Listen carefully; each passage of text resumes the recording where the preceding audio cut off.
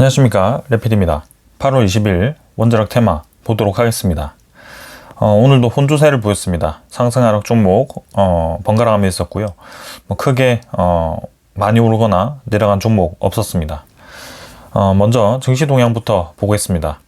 코스피는 5.9% 정도 반등을 했고요. 최근에 변동폭이 굉장히 큽니다. 크게 떨어졌다가 크게 올라갔다가 좀 하루하루 좀 달라지는 모습인데요. 오늘은 또 반도체 종목들 위주로 또 크게 반등을 하면서 어제 내려갔던 거 그대로 메워줬습니다. 일단 코스피 이 부근에서 21선 부근에서 좀 자리를 잡고 있는데요. 6천 후반에서 7천 정도 왔다 갔다 하고 있습니다. 수급은 외국인 투자자 2조 2천억 정도, 2조 3천억 정도 매수를 했고요. 19일에 매도했던 거 전부 매수하지는 않았습니다. 적절하게 반등은 해줬지만 한 절반 정도 매수를 해줬고요. 기관 투자자는 금융 투자가 꾸준히 지금 매도를 하고 있습니다. 그래서 지금 오늘도 1조 6천억을 매도하면서 지금 한 4일 정도 연속으로 매도를 했고요. 지금 매도량으로 보면 금액적으로 5조 이상 지금 매도가 나오고 있습니다. 그래서 금융 투자가 사실 그동안에는 계속 매수를 이어오던 수급이었는데요. 확실히 지금 7월달 들어서부터는 조금 매도가 시작되었고, 오늘 특히 또 매도가 이어지면서 8월 이 옵션 만기 이후에도 계속 매도를 이어가는 모습을 보여줍니다. 그래서 이 추세가 계속 이어지는지도 좀 보도록 하고요. 다음은 코스닥입니다. 코스닥은 2% 정도 반등했는데 61선 채 도달하지 못하고 적절하게 반등했습니다. 일단 하락폭 다 메워주지 않았고요. 21선, 61선 사이를 좀 왔다 갔다 하는 모습이고요. 이 정도 수준에서 진행이 됩니다. 수급은 외국인 투자자 위주로 좀 매도가 진행이 되었고요. 1,300억 정도 매도가 나왔고, 기관 투자자 1,300억 매수를 했습니다. 계속 이렇게 매수가 이어지진 않습니다. 적절하게 매수 이어오다가 다시 코스닥을 좀 매도를 하는 모습인데요. 일단 계속 움직임은 살펴보도록 하겠습니다. 자, 그래서 지금은 수급적으로 뭔가 엄청나게 많이 매수세가 이어진다라는 종목은 없습니다. 그 다음 이제 환율입니다. 환율은 1396원으로 진행이 되었고요. 오늘도 이제 하락을 좀 하다가 저점을 낮췄습니다. 근데 이제 아래 꼬리 달고 좀 반등을 했고요. 1390원대로 진행이 되었습니다. 어제는 1380원대까지 진입을 했었는데요. 확실히 좀 환율이 좀 많이 떨어집니다.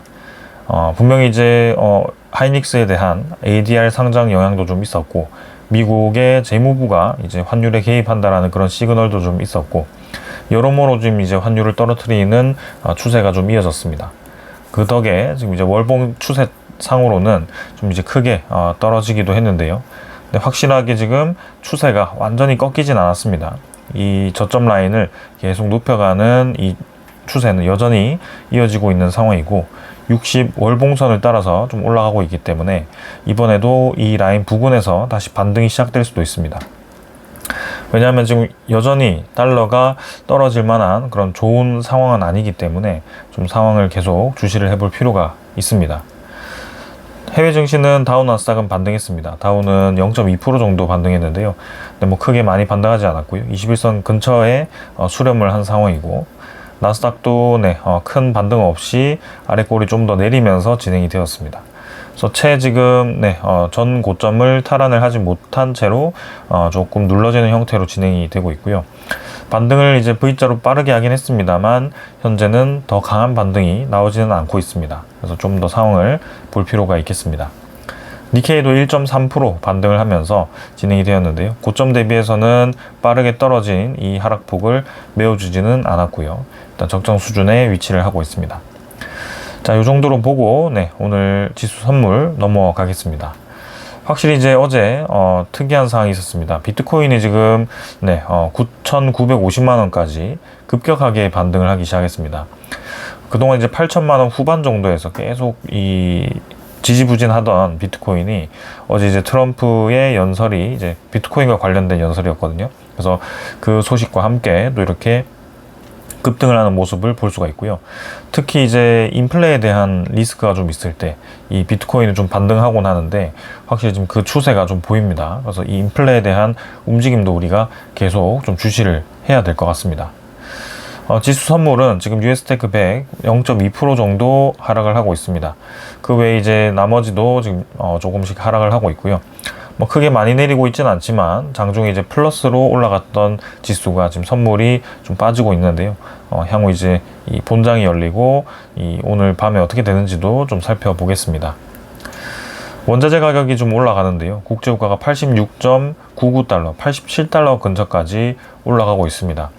그래서 그동안 유가가 좀 잠잠하게 이제 84달러 수준에서 유지를 해왔다면 오늘은 그 84달러를 넘어서 85를 넘어서 87까지 지금 올라와 있는 상황이거든요.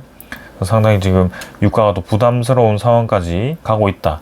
그래서 한 달 고점 부근에 또 한 번 지금 도달을 한 상황인데요. 이때마다 이제 눌러왔던 그 움직임을 이번에도 재현을 할지 아니면 계속 이제 환율이 유가가 또 올라갈지 좀 보도록 하겠습니다.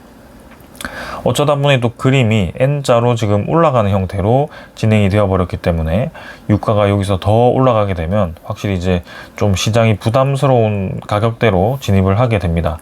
특히 물가가 좀 떨어졌다라고 하는 이 7월 달의 물가 지표는 이 유가가 떨어지는 그 구간인데요. 근데 이제 8월 달에 물가 지표가 지금 8월 20일입니다. 근데 그 8월 20일이 딱 N자의 고를 파고 반등을 하기 시작하는 요 지점이거든요. 그래서 9월 달에 발표될 물가 지표는 당연히 지금 높을 수밖에 없는 방향으로 가고 있습니다. 그래서 그러면 이제 9월 달에 미국의 FOMC가 금리를 동결하기가 애매할 수도 있거든요. 이런 부분을 계속 볼 필요가 있겠습니다. 브렌트유도 지금 2.4달러까지 올라가면서 94달러 진행이 되었고요. 또 100달러 근처까지 올라가고 있습니다. 그래서 한 달치로 봤을 때 이제 7월 23일 정도에 100달러 근처까지 갔던 브렌트유인데요. 조금씩 또 올라가기 시작합니다. 천연가스는 크게 변동 없는데요. 확실히 지금 유가가 또 부담스럽게 움직입니다. 그러다 보니 또 국채금리가 올라가죠. 4.68%까지 국채금리가 치솟기 시작합니다. 어제 이제 미국 재무부가 분명히 또 발표를 하면서 국채금리를 빠르게 지금 떨어뜨려 왔는데요. 근데 그 국채금리가 다시 지금 반등을 합니다. 그래서 그동안은 4.7% 중반대마다 결국에는 시그널을 줘서 이 국채금리를 떨어뜨려 왔다라고 말씀드렸고, 이번에도 여지없이 그 개입이 들어왔습니다. 근데도 시장은 다시 국채금리가 반등을 한다라는 모습이고요. 그 반등하는 구간도 비슷합니다, 지금. 그래서 그때마다 반등을 한다라는 것도 지금 문제가 있습니다. 그래서 시장은 확실히 채권 시장이 지금 불안하고 뭔가 이 상황 자체가 납득이 되지 않는다라고 판단을 하는 것 같습니다. 30년물도 지금 0.6% 올라가면서 또 5.2% 돌파가 되었고요. 5.3%에서 떨어지긴 했지만 이 반등하는 이 기점이 결국에는 이전의 저점보다 높은 상황이거든요. 그래서 이런 부분들을 볼 필요가 있습니다. 나머지도 지금 다 국채금리 높습니다. 그래서 부담스럽기 때문에 이 국채금리가 빠르게 잡혀야 되는데, 어제도 제가 영상 제목에서 썼듯이 결국에는 근본 원인, 유가가 잡혀야 되는데 그 유가가 지금 잡히지 않고 계속 올라가기만 하고 있습니다. 그래서 이 부분이 해결될 수 있을지 좀 지켜볼 필요가 있고요. 오늘 주요 소식들 전달드리도록 하겠습니다. 일단 가장 큰 부담스러운 문제는 미국의 나라 빚이 지금 40조 달러를 돌파했다라는 겁니다.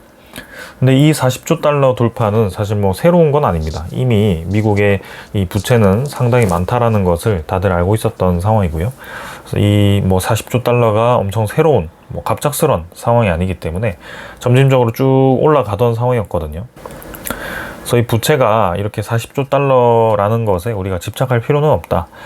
미국이 그만큼 부채가 늘어난 만큼 이 실경제가 성장을 한다면 그 충분한 부채는 메워지는 거고 전체 경제는 성장하는 거다. 이렇게 볼 수가 있습니다. 그러나 문제는 이제 이 실경제가 성장을 하는지를 봐야 되는데요. 이번에 이제 빅테크들의 AI 실적들은 굉장히 좋게 나왔습니다. 그래서 어느 정도 이제 시장의 기대치를 메워주는구나 라고 생각을 했는데, 근데 이 근본 원인이 계속 인플레이션을 자극하는, 특히 이 실성장을 깎아먹을 수 있는 그런 유가가 이제 급등을 하고 거기로부터 유발되는 국채금리가 치솟으니 이런 부분들이 이제 의구심이 들기 시작한다는 겁니다. 그래서 특히 이 40조 달러라는 것이 평소에는 뭐 부각되지 않다가 이제 최근에 와서 부각되는 것도 이제 이 국채 금리가 올라가기 때문이고요. 이런 부분들이 이제 점점 더 시장 심리를 위축시키는 방향으로 갈 수 있다는 겁니다. 그러면서 이제 부랴부랴 베센트 장관이 국채 재매입을 2배로 늘리겠다라고 얘기를 했습니다. 그래서 바이백을 진행한다고 했고요. 덕분에 이제 10년물 국채금리도 뚝 떨어졌고 30년물도 뚝 떨어졌습니다. 그러면 이제 바이백이 뭐냐라고 한다면 이제 재무부가 이날 이 회당 그죠? 20억 달러에서 40억 달러로 바이백을 2배로 확대한다라고 했습니다. 그래서 국채를 다시 재무부가 사들이는 거거든요. 그럼 장기 국채를 뭐 다시 사들이는 게 의미가 있냐라고 본다면 사실 전체적으로 봤을 때 의미가 없죠. 그러면 단기간에는 이제 이 국채 금리를 떨어뜨리는 역할을 한다. 미국의 채권에 대한 수요를 받쳐준다. 이렇게 생각을 하시면 될 것 같습니다. 그럼 장기 금리를 이제 낮추는데 대신 뭐가 문제가 되느냐? 결국에는 이 단기채를 조달을 한다는 겁니다. 미국의 단기 금리가 올라간다는 거겠죠. 장기를 잡는 대신 단기가 올라간다. 이렇게 보시면 됩니다. 이런 이제 움직임들은 사실 뭐 이전에도 나왔던 거고요. 사실 제가 며칠 전에도 말씀드렸다시피 어떻게든 이 시장을 지키기 위해서 뭔가 이제 국채 금리를 떨어뜨리는 방향으로 진행을 할 거다. 그래서 단기채를 발행해서 장기채를 매입하던 이런 얘기를 한 적이 있습니다. 그래서 지금 현재 그 상황이 나왔는데요. 그 매입 기간이 9월 초부터 해서 11월 초까지입니다. 딱 이제 미국의 중간선거 기간 동안이거든요. 그래서 그 기간 동안 이런 부분들이 이제 뭐 의도적으로 지금 진행이 된다. 그러면 중간선거가 끝나면 이제 어떻게 되느냐? 그건 사실 우리가 알 수 없습니다. 그래서 분명히 이제 이런 부분에 대한 부작용이 있을 건데, 이런 것들이 부작용이 나타나기 전에 어떤 이제 이 시장의 뭔가 근본 원인인 문제를 해결해야 되는데요. 이 중동 상황이 정리돼야 되는데요. 그게 정리가 되지 않고 있기 때문에 계속 이런 뭔가 돌려막기식의 움직임이 나오고 있다. 이제는 서로 이제 막 싸우다가 치고받고 싸우다가 이제는 경제 고립 작전을 들어갔습니다. 그래서 미국이 이제 무력에 대한 이 공격은 큰 의미가 없다라고 판단을 하고 이제 경제 고립 작전으로 들어가게 된 거고요. 뭐 사실 이전에는 슬래지 해머라는 그런 뭐 새로운 작전명도 오픈이 되기도 하고 엄청나게 크게 때릴 거다라는 그런 얘기도 좀 있었는데 그렇지는 않은 것 같습니다. 그래서 일단은 돕는 국가들까지 혹독한 대가를 치른다라고 아주 강하게 지금 얘기를 했고요. 그래서 UAE가 지금 엊그제, 어젠가요? 네, 이란과의 모든 교역을 끊겠다라고 얘기를 했는데 아무래도 미국과의 그런 어떤 동조에 의한 움직임이 아닐까라는 생각입니다. 트럼프 대통령은 이란에 합의할 기회를 많이 줬는데 근데도 이제 아주 기회를 잡지 않았다. 그래서 이제 아주 치명적인 경제 작전을 하겠다라고 얘기를 한 겁니다. 이게 정말 통할지는 모르겠지만 일단 그렇게 좀 진행이 된다는 거고요. 그럼 당분간 어떤 뭔가 극적인 합의는 없을 것으로 보여집니다. 그런 와중에 이제 이란 혁명수비대는 계속 무기 생산과 개발을 계속을 하고 있고요. 내부적으로는 아직도 결속이 되어 있는 상황이고요. 그리고 미국도 여전히 부담스럽습니다. 이 상황이 이어지면 결국에는 금리에 대한 인상 목소리가 좀 커지고 있는 이 추세에서 유가가 계속 올라가는 상황이기 때문에 부담스러울 수밖에 없고요. 결국에는 이전에도 이란의 경제를 압박한답시고 봉쇄를 계속 했는데요. 근데 그걸 한번 푼 적이 있습니다. 언제냐? 유가가 너무 많이 올랐을 때입니다. 이번에도 마찬가지입니다. 이렇게 유가가 다시 치솟기 시작했고 국제유가가 지금 87달러, 브렌트유가 94달러까지 올랐기 때문에 또 저게 100달러 넘어가면 또 뭔가 국채금리 발작을 일으키고 그럼 미국이 먼저 봉쇄를 일시적으로 풀어준다라는 내용을 또 시장에 오픈을 할 수도 있습니다. 그래서 이 치킨 게임 자체가 지금 누군가가 먼저 양보를 해야만이 지금 끝나는 상황인데 사실 잃을 게 누가 더 많냐라고 했을 때는 미국이 더 많을 수밖에 없고 미국으로부터 연결되는 이 모든 세계 질서가 상당히 지금 크게 흔들릴 수도 있는 상황이라서 이란이 정말 큰 도박을 지금 하고 있는 것 같습니다. 그리고 본인들의 이제 롤 모델이 있습니다. 북한입니다.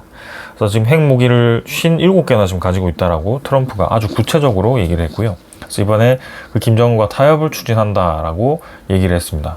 사실 몇 년 전까지만 하더라도 김정은을 뭐 참수 작전을 한다느니 혹은 이제 비핵화를 추진한다느니 제재를 한다느니 그런 내용이 있었는데, 이제 결국에는 핵무기를 저렇게 수십 개를 가져버리니까 타협을 하게 되는 상황까지 온 겁니다. 그러면 이란은 지금 저걸 보고 무슨 생각을 할까요? 어떻게든 버티고 북한처럼 경제 제재를 받고 경제가 좋지 않더라도 독재 체제를 유지하면서 핵무기 개발을 성공을 하면 저렇게 먼저 찾아와 주는구나 라는 것을 알 수가 있습니다. 그래서 이게 학습이 되면 이란은 지금 결코 강경파가 지금 이 정권을 잡고 있을 때 포기하지 않을 거라고 생각이 되고요. 이 상황이 정말 이제 어떻게 될지 굉장히 좀 우려스러운 상황이기도 합니다. 그러나 뭐 이 미국이 지금 이제 호르무즈 쪽에 이 레이더들을 많이 박살을 냈고, 네, 실제로 이제 매일 밤 1000만 배럴의 원유를 수송하고 있다라고는 합니다. 그래서 이란이 실제 이 레이더가 부족해서 이 유조선들을 실시간으로 다 공격하지 못하고 있는 것 같고요. 그래서 예측해서 공격을 하는 것 같은데, 근데 그조차도 지금 심리적으로 유가가 지금 올라가고 있는 상황이라서 이 과연 요게 이 정말 이 미국이 이길 수 있는 싸움으로 가는 것인가, 이런 생각이 좀 듭니다. 유럽도 지금 독일 7월 PPI가 나왔는데요. 이제 전년비 3%가 올랐고 예상치를 상회하는 물가 지표가 나왔습니다. 이 에너지 가격이 이제 올라가면서 이미 여러 국가들이 지금 피해를 받기 시작했고요. 이제 전쟁이 일어난 지도 5개월이 넘어가고 만 6개월이 다 되어가는 상황인데, 전 세계 비축유를 풀어놓은 상황에서 비축유에 대한 재고가 떨어지고 있는 상황에서 이 문제가 해결되지 않고 있다라고 한다면 확실히 부담스러울 수밖에 없습니다. 그리고 지금 이제 이스라엘 자체가 또 이란을 먼저 때릴 준비를 하고 있다는 그런 주장까지 나왔고요. 이런 것들도 계속 이스라엘이 뭔가 이 요동을 치거든요. 그래서 이런 것들도 미국 입장에서는 부담스럽다. 그래서 향후 이제 상황을 계속 좀 주시를 하겠습니다. 아무튼 미국 입장에서는 중간선거 전까지는 이 상황을 좀 해결을 해야 될 거고요. 트럼프가 일방적으로 승리를 선언하던 일부 양보를 하고 극적인 합의를 유도하던 어떻게든 뭔가 종료가 되어야 됩니다. 그래서 이제 이 최대로 이제 압박을 하는 거고 마지막 압박이라고 좀 생각을 하고 진행을 하지 않을까 싶고, 그 과정에서 이제 서로 또 치킨 게임이 또 시작됐고, 근데 그게 압박으로 끝나고 합의로 이어지면 모르겠지만 이게 지금 몇 개월 동안 압박만 서로 주고받고 소모전을 하고 다시 또 쉬었다가 또 압박을 하고 이런 상황이 이어지다 보니 시장도 이제 체력이 좀 많이 떨어진 것 같습니다. 그래서 이 8월 말까지 이 문제가 해결될지 9월로 또 넘어갈지, 이제 9월로 가면 미국의 중간선거에 일부 이제 영향을 주기 시작할 거고요. 트럼프도 굉장히 부담스러울 겁니다. 그래서 극적인 합의를 좀 기대하면서 한번 지켜보도록 하겠습니다. 자, 이 정도로 보고 종목으로 넘어가겠습니다. 두산에너빌리티 보겠습니다. 76,000원 진행되었고요. 오늘도 뭐 좀 조정을 받아서 크게 뭐 변동 없이 진행이 되었습니다. 21선, 61선 근처에서 위치를 하고 있고요. 코스피 차트와 유사합니다. 그래서 21선, 61선 다지기를 좀 하면서 상승 준비를 하지 않을까 싶고, 혹여나 또 이제 뭐 중동에 대한 긴장감이 높아진다면 또 이제 하락에 대한 추가 가능성도 있습니다. 어떻게든 뭐 21선 지키는 듯 하지만 좀 떨어져서 뭐 사실 쌍바닥 형태로 진행되는 것도 나쁘지 않고요. 결국에는 이 자리를 이제는 전체적으로 지지를 해 나가고 있다, 이렇게 생각을 하시면 되겠습니다. 수급은 외국인 투자자, 기관 투자자 양매도 좀 진행이 되었고요. 최근에는 매도세가 좀 이어집니다. 현대건설도 어제 상승분을 더 이어가진 않았고요. 적절하게 조정받고 진행이 되었고, 마찬가지 쐐기형으로 좀 수렴 구간을 만들어 갑니다. 수급은 외국인 투자자가 10만 주 정도 매도했고요. 기관 투자자 약하게 매수했습니다. 한전기술은 비슷한 구간 유지를 하고 있고요. 그 다음에 S&T에너지는 1.7% 정도 반등을 해서 진행이 되었습니다. 그래서 외국인 투자자 매도했고요. 그 다음에 BHI도 1.8% 정도 매도가 나왔고 하락이 나왔고 외국인 투자자 위주로 매도 나왔고요. 뭐 비슷한 구간에 다 위치를 해서 빠르게 넘어가겠습니다. 태용도 이제 일부 조정받아서 21선, 61선 자리 잡았고요. 그 다음에 우진은 약하게 좀 올랐고 뭐 비슷한 자리입니다. 이것도 투자주의 종목이기 때문에 조금 이제 약하게 움직일 가능성이 있고요. 보성포화텍도 비슷한 자리, 우리기술도 5% 정도 반등했지만 일단 투자 경고 종목 비슷한 구간을 계속 유지할 것 같습니다. 자, 그래서 결국에는 제일 중요한 거는 지금 중동 상황이 해결돼야 된다. 중동이 해결되지 않고 유가가 계속 올라간다면 또 한번 증시 전체가 흔들릴 수 있다. 지금 미국 국채금리가 올라가는 게 문제입니다. 그게 계속 장기금리가 상방으로 촉발이 되고, 네, 그런 부분들이 지금 시장에 부담감으로 나타나고, 결국에는 미국의 기준금리 인상으로 연결이 된다면 그 자체가 지금 상당히 우리나라 이 또 건설 쪽, 제조 쪽이 부담스러울 수밖에 없는 상황이고요. 이 부분을 좀 지켜볼 필요가 있겠습니다. 그래서 어떻게든 좀 내려가야 된다. 다음은 이제 이 원자력에 대한 상황이 좀 개선되는 거, 네, 이런 것들이 있겠죠. 일단 해외 이 원자력 소식을 보시면 미국의 SMR 기업 카이로스 파워가 이제 협력체에 출범을 했습니다. 삼성물산도 이제 합류를 했다라고 하고요. 테네시주의 SMR 개발을 이제 가속화 목표를 합니다. 이제 테라파워도 먼저 움직였고, 이제 테네시주의 이제 카이로스 파워도 움직이기 시작합니다. 그래서 첨단 원자로 제조와 건설 기술을 개발하고요.